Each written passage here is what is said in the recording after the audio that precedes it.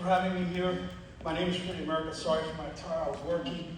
But I used to go to Cornerstone Church with Pastor John Haney, and then I was baptized and gave my life to Christ here at Prestonwood Baptist Church, and I go to Cowboy Church in Nevada. A town that looks like Baghdad. The streets are destroyed, deplorable. You can't drive down that town. I love Jesus, and I know that Jesus put something in my heart to run, and that's why I'm running. I believe that this is a referendum on you, on what you feel is happening to your community, on our leadership is failing us. It's taking your property tax dollars and funding things that they shouldn't be funding, like transgender surgery, things that people should do on their own. If you want to cut something off, do it. But do it with your money, not my money. I don't believe that we should pay rent to the government. That's why I started to run. Because I feel there's an injustice when I see my mother, a veteran's wife, my father buried under the flag. I see these people who can work and don't want to work, and then they come and spit on our ICE officers who are trying to deport people who are pedophiles. And that's our tax dollars that they're using because they get housing. But when you try to get housing, they don't care about you. They don't want you to get housing. They don't want you to get any benefits when you're hurting. But they want your tax dollars for your property value on a ghost value that doesn't exist. That's why I'm running. I'm running because God put that in my heart to run for that.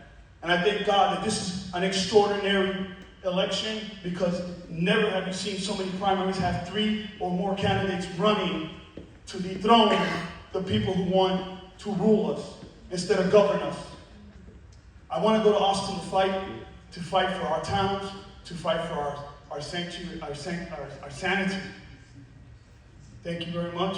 If you think that we need a new direction, I'm Freddie America.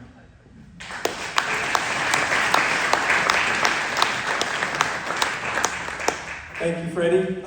So we're going to ask a few questions here, and then I'll let Freddie go first since Jeff got to go first on the opening statements. But along some of the lines you were speaking about, Mr. America, with Epic City and radical Islamic influence being at what you said basically the front doorstep, what measures would you take or support to ensure that radical Islam does not gain additional influence over our state's law and culture?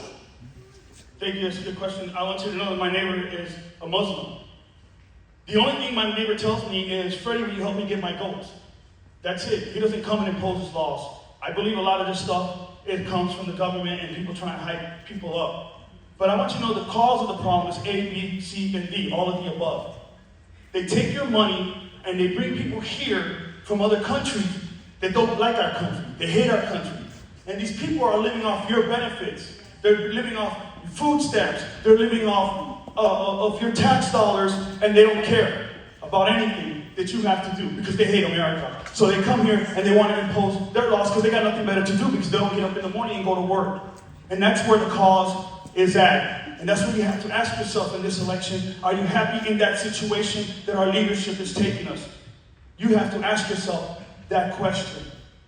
Thank you. Thank you, Freddie. Mr. Forrester, same question.